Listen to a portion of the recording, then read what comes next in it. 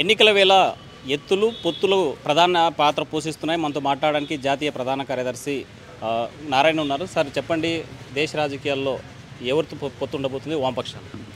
మేము సిపిఐ జాతీయ పార్టీ జాతీయ స్థాయిలో మోడీకి వ్యతిరేకంగా ఒక ఇండియా కూటమిని ఏర్పాటు చేసుకున్నాం. దానిలో భాగస్వాములు ఉన్నాం. కాబట్టి దేశం మొత్తం బీజేపీకి వ్యతిరేకించేటువంటి శక్తులతో రాజకీయ పార్టీలతో మేము సఖ్యత పెట్టుకుంటాం. అదే క్రమంలో మన తెలంగాణ జరిగినటువంటి ఎన్నికలు కూడా కాంగ్రెస్ పార్టీతో అవగాహన పెట్టుకున్నాం కాబట్టి ఇద్దరం బాగుపడ్డాం.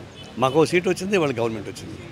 అట్లా ఆంధ్రప్రదేశ్లో కూడా రేపు బీజేపీకి వ్యతిరేకించే వాళ్ళు ఎవరు ఉంటే వాళ్ళతో మీకు సఖ్యత పెట్టి సిద్ధంగా ఉన్నాం. అయితే ఆంధ్రప్రదేశ్ ప్రత్యేక పరిస్థితి ఏంటంటే ఇద్దరు విష కవుగుల కోసం పరిగెడుతున్నారు, ఇద్దరు ధృతరాష్ట్ర కవుగులు పరిగెడుతున్నారు. ఎందుకు పరిగెడుతున్నారంటే ఎవరి ఇబ్బందులు వాళ్ళకు ఉన్నాయి.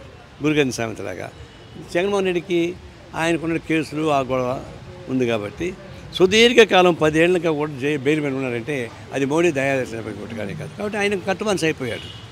ఇప్పుడు చంద్రబాబు నాయుడు కూడా ఇప్పుడు అదే ప్రకారం భయపడిపోయి నన్ను కూడా జైల్లో పెడతా చెప్పేసి ఆయన కూడా మళ్ళీ బీజేపీ పోవడానికి ప్రయత్నిస్తున్నాడు. అంటే ధృతరాష్ట్ర కవులకి ఇద్దరు పోటీ పడుతున్నారు. నేను చెప్పేది ఏంటంటే అంత భయపడి ఎన్నాళ్ళు కాపురం చేస్తారా? నువ్వు 3 మాటలు ముఖ్యమంత్రిగా ఉంటుంది, 40-50 ఏళ్ల పాటు రాజకీయాలు ఉన్నావు, దేశం మొత్తం మీద ప్రధానమంత్రిని నియమించిన వాడివి, నువ్వే భయపడితే అట్లా? రేవంత్ రెడ్డి ఎంత నీలో సగం ఉంటాడు, అంత సగం ఉంటే ఆ సగం ధైర్యం తెచ్చుకో, అయిపోయి అప్పు తెచ్చుకో. నేను రికమెండ్ చేస్తాను రేవంత్ సగం ధైర్యం ఏమయ్యా అని చెప్పని దాన్ని చూసి తెచ్చుకోయా. రాజకీయాల్లో ఫైట్ చేసే మనగాడు తప్ప లొంగిపోతే మనగాడు కాదు. ఆ ప్రకారం లొంగిపోతున్నాడు. దానిలో ప్రమాదం ఏంటంటే ఈయన లొంగిపోతే చంద్రబాబు నాయుడు కుటుంబం బాగుపడొచ్చాము, లొంగిపోతే జగన్మోహన్ రెడ్డి కుటుంబం బాగుపడొచ్చాము. తెలుగు ప్రజానీకానికి అన్యాయం జరుగుతుంది. తెలుగు ప్రజానికి అన్యాయం జరగకుండా ఉండే పద్ధతులు సిపిఐ కూడా తగిన పద్ధతుల్లో వ్యూహాలు ఎదుగుడు వేస్తున్నాం. అంటే మోడీ మానియా పెరిగింది, ఇండియా కూటమి దాన్ని ఎదుర్కొనేటువంటి కెపాసిటీ ఉందా? ఏకాభిప్రాయం వచ్చేటువంటి ఛాన్సెస్ ఉన్నాయా? మోడీయే ఓడిపోతాడని భయపడి ఆయన గుడి చుట్టూ తిరుగుతున్నాడు, ఏగా తిరుగుతున్నాడు, పూజలు చేసుకుంటున్నాడు, యాత్రలో పోతున్నాడు. దాన్ని బట్టి అర్థమైపోయింది. ఇప్పుడు రామజన్మం చేసుకుంటూ రామ మందిరాన్ని ఓపెన్ చేయడానికి 22వ తారీఖున ఆయన ఈవెంట్ మేనేజ్మెంట్ చేస్తున్నాడు. ప్రజలపై నమ్మకం పోయింది కాబట్టి దేవుళ్ళు గోపురాలు మతాన్ని ఇష్టించి సెంటిమెంట్ కొట్టడం ద్వారా ఆయన గెలవాలని ప్రయత్నిస్తారు తప్ప ఆయన గెలిచే అవకాశం లేదు. ఇండియా కుటుంబం బలపడుతుంది, గెలుస్తుంది కూడా. అంటే ఏపీ రాజకీయాల్లో కాంగ్రెస్లోకి షర్మిల రాకని ఎలా చూడాలి? మంచిదే కదా, మంచి పార్టీలకి మంచి వాడు మంచిదే కదా. ఇప్పుడు కాంగ్రెస్ పార్టీ సెక్యులర్ పార్టీ, సరే వాళ్ళు చారిత్రక కాలాలు కొన్ని నష్టం ఉండొచ్చు, కానీ ఇప్పుడు ఆ పరిస్థితి లేదు.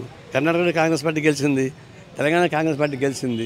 మరి ఆ ప్రభావం తెలుగు పనిచేయదా? డెఫినెట్గా పనిచేస్తుంది. కాంగ్రెస్ పార్టీకి జవసత తప్పించుకోవడానికి అవకాశం ఏర్పడుతుంది.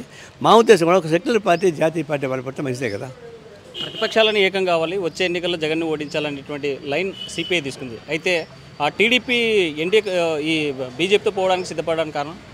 మేము మొట్టమొదటి కూడా బీజేపీకి జగన్మోహన్ రెడ్డికి బీజేపీ విత్తగా ఉండాలని నిలబడిన వాళ్ళమే. టీడీపీ ఆయన పద్ధతి ఆయన నిలబడ్డాడు, కానీ ఎప్పుడు మేమిద్దరు కలిసి ఒక జాయింట్ మీటింగ్ లేదు. ఆయన చాలా తెలివైనవాడు, జాగ్రత్తగా ఉన్నాడు. ఇప్పుడు ఆయన స్లోగా ఆయన కూడా భయపడిపోయి బీజేపీకి అనుకూలంగా పోవడానికి ఎత్తుగాళ్ళు వేసుకుంటున్నాడు. అది ఎత్తుగాళ్ళు వేసుకుంటే ఆయనకి లాభం జరగచ్చేమో, వాళ్ళ కుటుంబానికి న్యాయం జరగచ్చేమో, కానీ ప్రజానికి అన్యాయం జరుగుతుంది. దాన్ని మేము ఓర్చుకోలేము. కాబట్టి చంద్రబాబు నాయుడు ఫ్రెండా శత్రువు కాదు, కానీ ఆయన ఒక చెడు కంపెనీకి పోయినాక బీజేపీ కంపెనీకి పోయిన తర్వాత మేము దూరంగా ఉంటాం. ఆ తర్వాత ఎవరెవరు వస్తారో, ఇది ఆంధ్ర రాష్ట్రంలో డెమోక్రటిక్ ఫోర్సెస్ ఉన్నాయి, ఇంటలెక్చువల్స్ ఉన్నారు, అందరినీ మొబలైజ్ చేస్తాం, ఒక ఫ్రంట్ కడతాం. ఈ ఇద్దరు బీజేపీ సపోర్ట్ చేసి ఎవరైనా సరే వాళ్ళు ఓడించడానికి మేము ప్రయత్నిస్తాం. డైరెక్ట్ పొత్తు లేకుండా బీజేపీతో ఇండైరెక్ట్గా లోపాయికారి ఒప్పందం పెట్టుకోవడానికి టీడీపీ సిద్ధమవుతుందనేటువంటి రాజకీయ వర్గాల అభిప్రాయం. మీరేమంటారు? లోపాయికారి కుదరదు. ఇప్పుడు అందులో మీడియా పవర్ఫుల్ ఇప్పుడు భారతదేశంలో ఏం లాభం లేదు. అన్నీ బహిరంగ అవుతుంది తప్ప ఇండైరెక్ట్ కాదు. కాబట్టి ఒకటి ఏం చేసినా ఎలక్ట్రల్ అండర్స్టాండింగ్కి బీజేపీతో పోకుండా పోతే ఒక పద్ధతి, ఎలక్ట్రల్ అండర్స్టాండింగ్ బీజేపీతో పోతే ఇంకొక పద్ధతి. ఇప్పుడు ఎలక్ట్రల్ అండర్స్టాండింగ్ పోకపోతే నేను లోపల వేస్తానని చెప్పేసి బీజేపీ బెదిరిస్తున్నారు. దాని ప్రకారం ఈయన కూడా ఎలక్ట్రల్ అండర్స్టాండింగ్ పోవడానికి ప్రయత్నిస్తున్నాడు. అటు పోయినప్పుడు సహజంగా ఇంకా ఆయన కూడా ఆ కమిటీ చేరేటే కదా. ఆయన ప్రజలకు వ్యతిరేకమే, తెలుగు ప్రజలకు వ్యతిరేకమే, డెమోక్రటిక్ ఫోర్స్కి వ్యతిరేకమే. మేము దాని ప్రకారం ఇట్లా ఉంటాం. వైనాట్ 175 అంటున్నటువంటి జగన్ 80 మంది ఎమ్మెల్యేలు మార్చాల్సినటువంటి అవసరాన్ని ఎలా చూడాలి? ఇప్పుడు ఈ ఎమ్మెల్యేస్ వల్ల వ్యతిరేకత వచ్చింది కాబట్టి వాళ్ళు మారిస్తే బాగుండని చెప్పేసి నాకు అభిప్రాయం వచ్చింది. కేసీఆర్ ఏమో ఎమ్మెల్యేని మార్చకుండా ఓడిపోయాడు, ఈయన మార్చి ఓడిపోతున్నాడు. నేను ఎందుకంటానంటే ఆయన మీద ఆయనకి డౌట్ వచ్చింది, మన పార్టీ ఓడిపోద్దని. ఆయన ఏమంటున్నాడు, ఎమ్మెల్యేస్ మీద వ్యతిరేకత వచ్చింది, కాబట్టి ఆ ఎమ్మెల్యేని మార్చేస్తే కొత్త ట్రెండ్ వస్తుంది అనుకుంటున్నాడు. కానీ జగన్మోహన్ రెడ్డి పార్టీలో జగనే కదా మొత్తం. ఆయన ఆవిడిస్తే వీళ్ళు ఆవిడించాలా, తుమ్మితే వీళ్ళు తుమ్మాలా, ఆయన దొడ్డికి పోతే దొడ్డి కూడా పోవాలా.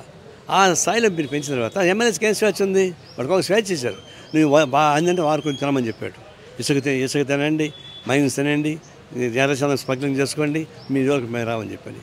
ఇప్పుడు వాళ్ళని మార్చడం ద్వారా ప్రజానికి వస్తారనుకుంటున్నాను. కాదు, జగన్మోహన్ రెడ్డి మారిస్తేనే ప్రజలకు లాభం వస్తుంది. అందువల్ల ఎమ్మెల్యేని మార్చడం కాదయ్యా, నువ్వు మారితేనే రాష్ట్రానికి మేలు జరుగుతుంది జనం అనుకుంటున్నారు. తెలుసుకోండి.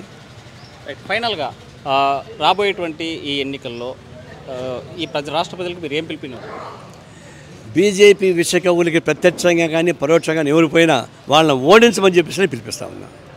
వామపక్షాలు ఒకటే కోరుతున్నాయి, బీజేపీ ఇతర పక్షాలతో కలిసి పనిచేయడానికి సిద్ధంగాను, ఆ రకంగా వచ్చేటువంటి పార్టీలతో రాబోయేటువంటి ఎన్నికల్లో పోటీకి సిద్ధమవుతున్నాం. అయితే ప్రజలు మాత్రం బీజేపీ విష కౌగిల్లో ఉన్నటువంటి పార్టీలకు మాత్రం దూరం పెట్టండి అని పిలుపునిస్తున్నారు నారాయణ.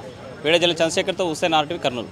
మరిన్ని వీడియోస్ కోసం ఛానల్ ని సబ్స్క్రైబ్ చేయండి, లేటెస్ట్ అప్డేట్స్ కోసం వాట్సాప్ ఛానల్ ని ఫాలో చేయండి అండ్ లింక్ డిస్క్రిప్షన్ లో ఉంది.